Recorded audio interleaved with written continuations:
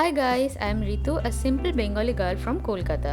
ইতিমধ্যে প্রচণ্ড গরম পড়ে গিয়েছে, আর এই গরমে রোজ রোজ অনেক মশলাদার খাবার খেতে একদম ভালো লাগে না। তাই ডিসাইড করলাম আজকে তোমাদের সাথে শেয়ার করব আমার আরও একটা বেঙ্গলি কমফর্ট ফুড থালি। তো চলো সেটা শেয়ার করা যাক।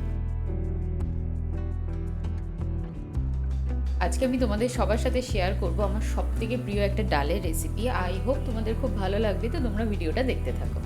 সো ফার্স্টেই আমি এখানে আজকে আমার যা যা সবজিগুলো লাগবে সেগুলো রেডি করে নিয়েছি, আর খুব ভালো করে সেগুলোকে ওয়াশ করে নিচ্ছি।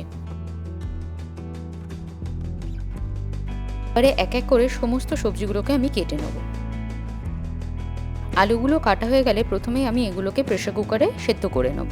সেদ্ধ করার সময় আমি এতে অল্প একটু নুনও দিয়ে দেবো, যাতে এটা আরও ভালোভাবে সেদ্ধ হয়।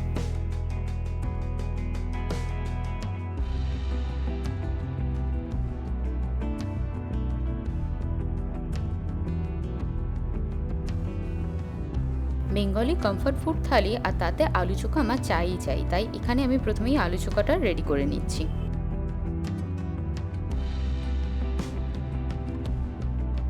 আলু চোখার প্রিপারেশন করতে করতে এদিকে আলুটাও সেদ্ধ হয়ে গিয়েছে। এখানে আমি ডালের প্রিপারেশনটা শুরু করে দিয়েছি। প্রথমেই একটু আদা নিয়ে নিচ্ছি, এটাকে খুব ভালো করে খোলা ছাড়িয়ে ছোট ছোট করে টুকরো করে নেবো। আর এটার সাথেই দিয়ে দেবো গোটা মৌরি আর একটু জল।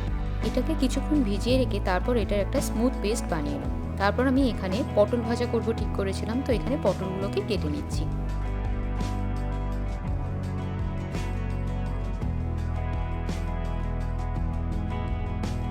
পটলগুলোতে একটুখানি নুন হলুদ মাখিয়ে রেখে দেবো।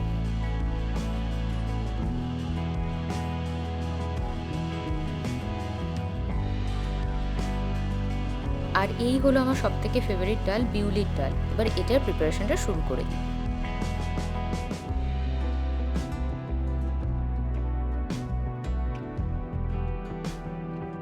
ফার্স্টেই ডালটাকে খুব ভালো করে ওয়াশ করে নিয়ে প্রেসার কুকারে সেদ্ধ করতে বসাবো। তো সেদ্ধ করার সময় আমি এখানে ডালটা দিয়ে দেবো, তারপর এতে দেবো একটু জল, একটুখানি নুন, হলুদ আর তেল।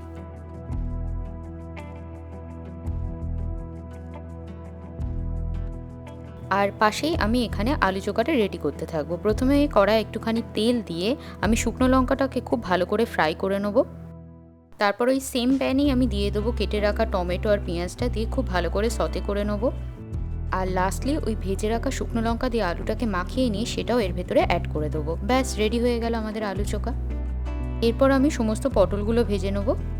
পটল ভাজা হয়ে গেলে ওই সেম প্যানে আমি একটু পাঁপড়ও ভেজে নেবো। এবারে ডালটাকে ঠিক করে নেবো। প্রথমে তেজপাতা, গোটা জিরে আর শুকনো লঙ্কা ফোড়ন দেবো, দিয়ে ডালটা এতে অ্যাড করে দেবো, দিয়ে এটা কিছুক্ষণের জন্য ফোটাতে থাকবো।